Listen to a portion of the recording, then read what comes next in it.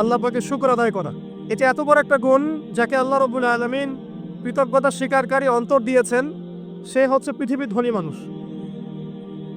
চলতে ফিরতে উঠতে বসতে সবসময় আমরা আল্লাহ পাকের নিয়ামতগুলো স্মরণ করব এবং সবসময় বলতে থাকবো আলহামদুলিল্লাহ, বলতে থাকবো আলহামদুলিল্লাহ। আল্লাহুম্মা লাকাল হামদ হামদান কাসীরান তাইয়িবান মুবারাকান ফীহি কামা ইয়ানবাগী লিজালালি ওয়াজহিক ওয়া আযীমি সুলতানিক।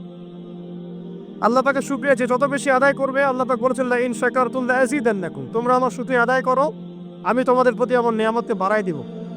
ওয়া লা ইন কাফারতুম ইন্না আযাবি লাশাদীদ, তোমরা যদি আমার অকৃতজ্ঞ হও, জেনে রাখো আমার আযাব বড়ই কঠিন। তো উস্তাদ লিখেছেন, একজন তালেবে ইলমের অবশ্যই শুকর গুজার অন্তর থাকতে হবে। আমাদের উলামায়ে কেরাম করে কথাটা বারবার বলেন যে কলবুল শাকির, শুকর গুজার, কৃতজ্ঞতা স্বীকারকারী একটা অন্তর থাকতে হবে। সবসময় চিন্তা করব আমাকে আল্লাহ কি দিয়েছেন, এটা চিন্তা করব না আমাকে আল্লাহ কি দেন নাই। আল্লাহ পাক আমাকে সুস্থ রেখেছেন, নিরাপত্তা দিয়েছেন, আমি খাচ্ছি, পান করছি। এই যে নিয়ামত, আল্লাহ পাকের যে অগণিত নিয়ামত, এটাকে স্মরণ করা এবং সে অনুযায়ী শুকরিয়া আদায় করা। আল্লাহ পাক সবাইকে শুকরিয়া আদায় করার তৌফিক দান করেন। এই যে 4টা ওজিফার কথা বলা হচ্ছে, এটা কিন্তু থানভী রহমতুল্লাহি আলাইহি তার যে খলিফা ডক্টর আব্দুল হাই মোহাম্মদ আরেফি রহমতুল্লাহি আলাইহি তাকে দিয়েছিলেন, তিনি তার ছাত্রদেরকে দিয়েছিলেন। এটা আপনারা তাসাউফ আত্মশুদ্ধি বইয়ের মধ্যে পাবেন। তো দ্বিতীয় এখানে যে বিষয়টা বলা হয়েছে সেটা হলো সবর করা। জ্ঞান অর্জন করতে হলেও সবর করতে হবে, আল্লাহকে পেতে হলেও সবর করতে হবে, দাওয়াত ও তাবলীগেও সফর করতে হবে, জিহাদের মাঠেও সবর করতে হবে। আমাদের ব্যক্তি জীবনে সবর থাকে, পারিবারিক জীবনে সবর, ব্যবসায় সবর, চাকরিতে সবর। যেটাই আমার মর্জির খেলাফ হচ্ছে তখনই সবর করতে হয়। আর এটা একটু কঠিন, এই কারণে আল্লাহ রাব্বুল আলামিন সবরের সাথে মাইয়াতের ঘোষণা দিয়েছেন। যে ব্যক্তি সবর করবে আল্লাহ তার সাথে থাকবেন ইনশাআল্লাহ। এই জন্য আল্লাহ পাক বলেছেন ইন্নাল্লাহা মাআস সাবিরিন, সবরকারীদের সাথে আল্লাহ পাক আছেন। এটা কঠিন, এই কারণে যখন মর্জির খেলাফ কোনো কিছু হবে তখন আমাদের আলেমগণ বলেন সবসময় পড়তে থাকা যে ইন্না লিল্লাহি ওয়া ইন্না ইলাইহি রাজিউন। এটা মাইয়াতের সাথে খাস দোয়া নয়, এটা শুধু মৃত্যুর সাথে খাস কোনো দোয়া নয়, এটা যখনই সবরের হালত আসবে তখনই পড়তে হয় ইন্না লিল্লাহি ওয়া ইন্না ইলাইহি রাজিউন। কারণ উলাইকা আলাইহিম সালাওয়াতুম মির রাব্বিহিম ওয়া রাহমা ওয়া উলাইকা হুমুল মুহতাদুন, এটা হেদায়েত পাওয়ার মাধ্যমও বটে এবং তাদের সাথে আল্লাহ পাকের রহমত আছে। তো শুকরগুজার অন্তর এবং সবরকারী অন্তর আল্লাহ পাক সবাইকে নসিব করেন, আমিন। 3 নম্বরে উস্তাদ বলেছেন তওবা, বেশি বেশি তওবা করতে বলা হয়েছে। চলতে ফিরতে উঠতে বসতে সবসময় আমরা আস্তাগফিরুল্লাহ ওয়া আতুবু ইলাইহি পড়ার অভ্যাস করি। যে যত বেশি তওবা করবে তার হৃদয় তত পরিচ্ছন্ন হবে, গুনাহ মাফ হবে। পরিচ্ছন্ন কলবের মধ্যেই আল্লাহ পাকের নূর এবং মারিফত নাজিল হবে ইনশাআল্লাহ। অপরিচ্ছন্ন কলবের মধ্যে কিন্তু আল্লাহর নূর নাজিল হয় না। তাই উলামায়ে কেরাম বারবার অন্তত দিনে 100 বার আস্তাগফিরুল্লাহ ওয়া আতুবু ইলাইহি পড়তে বলেন। আল্লাহ পাক আমাদের সবাইকে পড়ার তৌফিক দান করেন। আর 4 নাম্বার যেটা এই কিতাবে এসেছে সেটা হচ্ছে ইস্তেআযা, অর্থাৎ ভবিষ্যতের কোনো বিষয়ের জন্য আমাদের যদি আশঙ্কা সৃষ্টি হয়, না জানি এটা আমার উপর বিপদ আসবে কিনা, ভয়, আশঙ্কা, আতঙ্ক, এই বিষয়গুলো যদি আমাদের ভিতরে আসে, অর্থাৎ ভবিষ্যৎ নিয়ে কোনো শঙ্কা, তখন বেশি বেশি আল্লাহর কাছে আশ্রয় প্রার্থনা করতে বলা হয়েছে। আউযু বিল্লাহ, আউযু বিল্লাহ, অথবা আউযু বিকালিমাতিল্লাহি তাম্মাতি মিন শাররি মা খালাক, অথবা আউযু বিল্লাহি মিনাশ শাইতানির রাজীম, আউযু বিল্লাহিস সামিউল আলীম মিনাশ শাইতানির রাজীম মিন নাফখিহি ওয়া নাফসিহি ওয়া হামজিহি। একবার আমার মনে আছে যে একটা জটিল মাসালা নিয়ে আমরা আমাদের মোহতারাম খতিব সাহেব বাইতুল মুকাররমের বর্তমান খতিব সাহেব তার দ্বারস্থ হয়েছিলাম। একটা মুশকিলা দেখা দিয়েছে, একটা দোয়া শিখিয়ে দেন যে দোয়ায় আমল করলে ইনশাআল্লাহ এটা চলে যাবে। তা আমাকে তিনি পার্সোনালি বলেছিলেন যে এই দোয়াটা যেটা আমি এখন শিখিয়ে দিচ্ছি আপনাকে, এই দোয়াটা জিবরাইল আলাইহিস সালাম রাসূলুল্লাহ সাল্লাল্লাহু আলাইহি ওয়াসাল্লামকে শিখিয়ে দিয়েছিলেন এবং রাসূলুল্লাহ সাল্লাল্লাহু আলাইহি ওয়াসাল্লাম এই দোয়াটা খালিদ বিন ওয়ালিদ রাদিয়াল্লাহু আনহুকে শিখিয়ে দিয়েছিলেন। তো শোনার এবং শেখার খুব আগ্রহ ছিল, তা আমি লিখে নিচ্ছিলাম এবং নোট করছিলাম। এই দোয়াটা যদি আপনারা পড়তে পারেন, ভবিষ্যতের যে কোনো শঙ্কা, আশঙ্কা, বিপদ আপদ, বালা মুসিবত, এই বিষয়গুলোর ব্যাপারে আল্লাহর পক্ষ থেকে একটা সাকিন এবং সুকুন হৃদয় নাজিল হবে ইনশাআল্লাহ। একটু বড়, যেহেতু এখানে তালেবে ইলমগণ অনেক, তারা তো শুনলেই মুখস্থ করতে পারবেন, তাই আমি নোট করে আনছি। এবং জ্ঞান তো লুকিয়ে রেখেও লাভ নাই, প্রচার করলেই লাভ। আপনারা আমল করলে আমি নাকি পাবো ইনশাআল্লাহ। তো এই দোয়াটা হচ্ছে আউযু বিকালিমাতিল্লাহি তাম্মাতিল্লাতি লা ইউজাবিজুহুন্না বাররুন ওয়ালা ফাজির মিন শাররি মা খালাকা ওয়া যারআ ওয়া বারআ ওয়া মিন শাররি মা ইয়ানজিলু মিনাস সামাই ওয়া মা ইয়া'রুজু ফিহা ওয়া মিন শাররি মা যারআ ফিল আরদি ওয়া মা ইয়াখরুজু মিনহা ওয়া মিন শাররি ফিতানিল লাইলি ওয়ান নাহার ওয়া মিন শাররি তাওয়ারিকিল লাইল ইল্লা তাওয়ারিকা ইয়াতরুকু বিখাইরিন ইয়া রাহমান। এই দোয়াটার উপর আমল করতে থাকেন, দেখেন ভবিষ্যতের আশঙ্কা দূর হয়ে যাবে ইনশাআল্লাহ। আল্লাহ পাক আমাদের সবাইকে 4টা গুণ হাসিল করার তৌফিক দান করেন। এইবারে লম্বা কথা বলা যায়, সংক্ষিপ্ত করে বললাম যে আল্লাহ পাক আমাদেরকে জীবনের উদ্দেশ্যটাকে ফিক্স করার তৌফিক দান করেন, যে আমরা পৃথিবীতে এসেছি আল্লাহর ইবাদত করতে এবং তার দ্বীন কায়েম করতে। এবং এই মিশনে আমাদের প্রথম দরকার হচ্ছে দ্বীনি ইলম অর্জন করা, এবং এটা একটা লম্বা সিলসিলা, এই ব্যাপারে তাড়াহুড়া না করা। এবং 3 নাম্বার, বুজুর্গ ওলামা ইকরামদের সোহবতে থেকে দ্বীনের জ্ঞান হাসিল করা। এতে করে জ্ঞানের সাথে সাথে আধ্যাত্মিকত্ব হাসিল হবে ইনশাআল্লাহ। আর আধ্যাত্মিকত্ব হাসিল না হলে বাইরের চোখ দিয়ে যদি আমরা দেখি, তাহলে এই বিশ্বটাকে চিনতে, বুঝতে এবং সমাধান বের করতে আমরা বেগ পাবো। এবং কোনো কোনো ক্ষেত্রে আমরা সত্যকে মিথ্যা মনে করতে পারি, মিথ্যাকে সত্য মনে করতে পারি। আল্লাহ পাক আমাদের খিদির আলাইহিস সালামের দৃষ্টিভঙ্গি দান করেন, আমিন।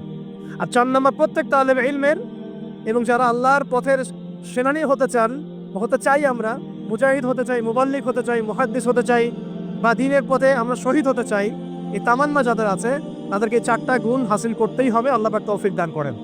1 নাম্বার শুকর, 2 নাম্বার সবর, 3 নাম্বার তওবা এবং 4 নাম্বার ইস্তেআদা বা আশ্রয় প্রার্থনা। আবার বলছি, 1 নাম্বার শুকর, বেশি বেশি শুকরিয়া আদায় করা, 2 নাম্বার সবর করা, 3 নাম্বার হচ্ছে পূর্বের পাপের জন্য তওবা করা, এবং যখনই পাপ হবে তখনই তওবা করা। ওলামা ইকরামগণ বলেন যে সকাল সন্ধ্যায় সাইয়্যিদুল ইস্তিগফার কখনো না ছাড়া, সকাল সন্ধ্যায় সাইয়্যিদুল ইস্তিগফার কোনো অবস্থায় যেন না ছাড়া। এটা নিশ্চয়ই আপনাদের মুখস্থ আছে। আল্লাহুম্মা আনতা রাব্বি লা ইলাহা ইল্লা আনতা খালাকতানি আনা আবদুক ওয়া আনা আলা আহদিকা ওয়া ওয়া'দিক মাসতাতা'তু আউযু বিকা মিন শাররি মা সানা'ত আবু'ু লাকা বিনি'মাতিকা আলাইয়া ওয়া আবু'ু বিযানবি ফাগফির লি ফাইন্নাহু লা ইয়াগফিরু যুনুবা ইল্লা আনতা। এই দোয়াটা কখনো না ছাড়া। এবং যখন পূর্বের কোনো পাপের কথা মনে হয় যে এতদিন আগে আমার একটা পাপ হয়ে গিয়েছিল, মনটা একটু খারাপ হতে পারে, চোখে পানি আসতে পারে, ইমিডিয়েটলি পড়তে বলা হচ্ছে আস্তাগফিরুল্লাহ ওয়া আতুবু ইলাইহি, আস্তাগফিরুল্লাহ ওয়া আতুবু ইলাইহি। আল্লাহ পাক সবাইকে খাস তওবা করার তৌফিক দান করেন। এবং 4 নাম্বার হচ্ছে আমাদের জন্য জরুরি, সেটা হলো ইস্তেআযা বা আল্লাহ পাকের কাছে আশ্রয় প্রার্থনা করা। আল্লাহ রাব্বুল আলামিন আমাদের সবাইকে তার কাছে আশ্রয় প্রার্থনা করার তৌফিক নসিব করেন, আমিন। 5 নাম্বারটা হচ্ছে যে চলমান যে ফিতনাগুলো আছে আমাদের সামনে, এই ফিতনাগুলোকে কাগজে কলমে আইডেন্টিফাই করা। আমি সহজ করে দিই আপনাদের জন্য। আমাদের সামনে ফিতনাগুলো কয়েকটা ক্ষেত্রে বিভক্ত। একটা হচ্ছে ব্যক্তিগত ক্ষেত্রে ফিতনা, একটা হলো আমাদের শিক্ষা ক্ষেত্রের ফিতনা, একটা হলো আমাদের অর্থনৈতিক ক্ষেত্রের ফিতনা, একটা হলো সাংস্কৃতিক ক্ষেত্রের ফিতনা, একটা পারিবারিক ক্ষেত্রে এবং একটা রাষ্ট্রীয় ক্ষেত্রে, এবং এর চেয়ে বড় পরিসরে আছে বৈশ্বিক ক্ষেত্রে কিছু ফিতনা। এই ফিতনাগুলোকে আমাদেরকে কাগজে কলমে এবং আল্লাহর নূর দিয়ে, কোরআন সুন্নাহর চোখ দিয়ে আইডেন্টিফাই করতে হবে এবং সেগুলোকে সমাধানের পথ খুঁজে বের করতে হবে। আল্লাহ পাক আমাদের সবাইকে তৌফিক দান করেন, আমিন। আমাদের যে গন্তব্য, যে আমরা চাই আল্লাহর জমিনে দিন কায়েম হোক, এই গন্তব্যে ইস্তেকামা ধরে রাখা বা ধারাবাহিকতা বজায় রাখা। এমন যেন না হয় যে আমাদের কিছুদিনের কাজ খুব গতিসম্পন্ন হচ্ছে এবং বাকি কাজ মন্থর হচ্ছে, এমনটা যেন না হয়। সিরাতের সুন্নতে নবী সাল্লাল্লাহু আলাইহি ওয়াসাল্লাম যেভাবে দীর্ঘ 23 বছর তার দাওয়াত এবং জিহাদের মিশন চালিয়েছেন, এইভাবে আমরা যেন আমাদের এই গন্তব্যটাকে হাসিল করতে পারি এবং সবর বজায় রাখি, ইস্তেকামা ধরে রাখি, আধ্যাত্মিকতা ধরে রাখি এবং যা জানি তার উপর আমল করার চেষ্টা করি, সুন্নাহ ভিত্তিক জীবনযাপন করার চেষ্টা করি। আল্লাহ পাক সবাইকে তৌফিক দান করেন, আমিন। যদি রিজিকটা আমাদের হালাল না হয়, তাহলে এই যে এত বড় বড় কথা বলছি বা এত বড় স্বপ্ন দেখছি, এগুলো কিন্তু ভাই আসলে বাস্তবায়ন করা খুব কঠিন হবে। কোনো কোনো ক্ষেত্রে হয়তো সম্ভবও হবে না। ইন্নাল্লাহা তাইয়্যিব লা ইকবালু ইল্লা তাইয়্যিব। আল্লাহ পাক পবিত্র, তিনি পবিত্র ছাড়া কিছু কবুল করেন না। আর এখন রিজিকের মধ্যে যত ফিতনা, সুদের ফিতনা আছে, ঘুষের ফিতনা, দুর্নীতির ফিতনা, কাগজের টাকার হারামের কিছু ফিতনা চলে আসছে এর ভিতরেও, ক্রিপ্টোকারেন্সির ফিতনা আসতেছে সামনে। এছাড়া আছে আমাদের মার্কেটের সিন্ডিকেট, পণ্য মজুত করা, বাপে কম দেয়া, মানে হারাম খাওয়ার যতগুলো অপশন আছে, আমার মনে হয় এই জামানায়, এই যুগে সবচেয়ে বেশি উন্মুক্ত আমাদের সামনে। তো হারাম খাওয়া সহজ, হালালে চলা একটু কঠিন, তবে হালাল খাওয়াটা অসম্ভব নয়। আল্লাহ পাক সূরা তালাকের মধ্যে বলেছেন, ওয়া মান ইয়াত্তাকিল্লাহা ইয়াজআল লাহু মাখরাজা। যে ব্যক্তি আল্লাহকে ভয় করে, আল্লাহ পাক তার জন্য রাস্তা বের করে দেন। ওয়ারযুকহু মিন হাইসু লা ইয়াহতাসিব, এবং এমন উৎস থেকে আল্লাহ পাক তাকে রিজিক দেন যা সে কখনো কল্পনাও করে নাই। আল্লাহ পাক আমাদের সবাইকে হালাল খাবার তৌফিক দান করেন, আমিন। প্রত্যেককে কমপক্ষে পার্ট টাইম দাওয়াতের কাজ করতে হবে। দাওয়াত এবং তাবলীগের কাজটা এটা এখন আমভাবে সকলের উপর বর্তিয়ে গিয়েছে। এটা ব্যাপারটা এমন নয় যে ওলামায়ে কেরামগণ দাওয়াতের কথা বলবেন, তাবলীগের কথা বলবেন, আমাদের উপর কোনো জিম্মেদারি নাই। ব্যাপারটা কিন্তু এমন নয়। আমাদের প্রত্যেককেই সৎ কাজে আদেশ করতে হবে, অসৎ কাজে নিষেধ করতে হবে। এবং আপনারা তো সবাই জানেন, হুযায়ফা রাদিয়াল্লাহু আনহু থেকে যে হাদিসটা বর্ণিত হয়েছে সহিহ মুসলিম শরীফে এসেছে, যে যদি আমরা সৎ কাজে আদেশ না করি, অসৎ কাজে নিষেধ না করি, তাহলে আল্লাহর পক্ষ থেকে বিপদ আপদ, বালা মুসিবত, গজব আসবে। এই সময়ে ওই কম দোয়া করবে, কিন্তু এই দোয়া আল্লাহর দরবারে কবুল হবে না।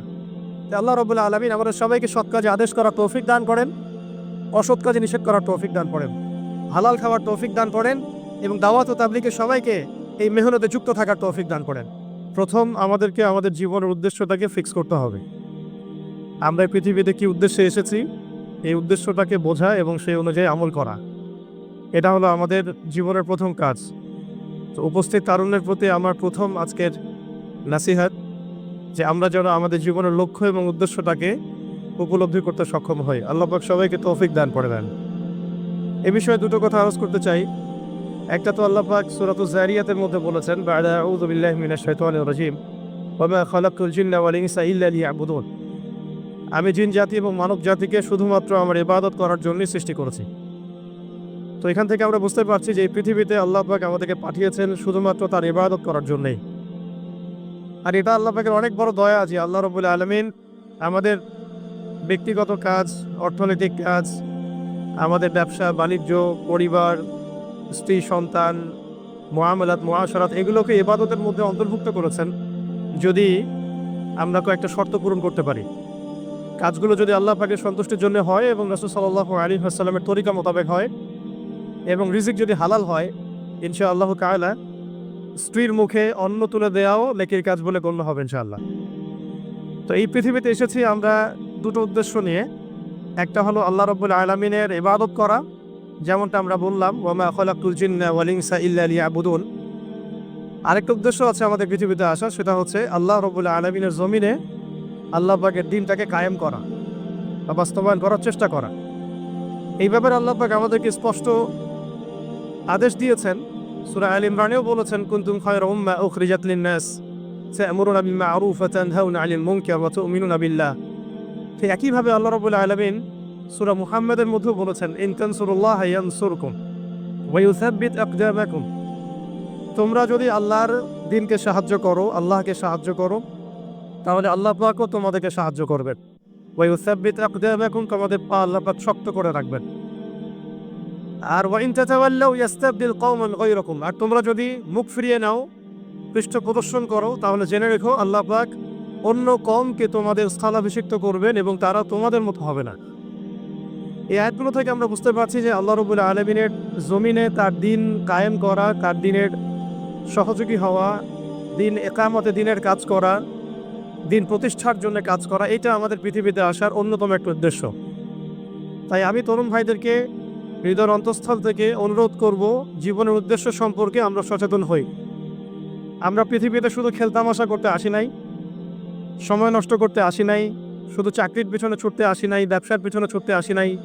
আমাদের এই পৃথিবীতে আসার একটা উদ্দেশ্য আছে, একটা মোটিভ আছে, সেটা হলো নিজে আল্লাহর ইবাদত করব এবং আল্লাহর দ্বীন এর তাবলীগ, দাওয়াত এবং জিহাদে অংশ নিব, যাতে করে আল্লাহর জমিনে আল্লাহর দ্বীন কায়েম হয়। আল্লাহ পাক আমাদের সবাইকে মকবুল কাফেলায় শামিল করেন, আমিন। দ্বিতীয় যে বিষয়টি আমি বলতে চাই সেটা হলো, এই যে মহান একটা মিশন নিয়ে আমরা পৃথিবীতে এসেছি, এটাকে বাস্তবায়ন করতে হলে আমাদেরকে ইলম অর্জন করতে হবে।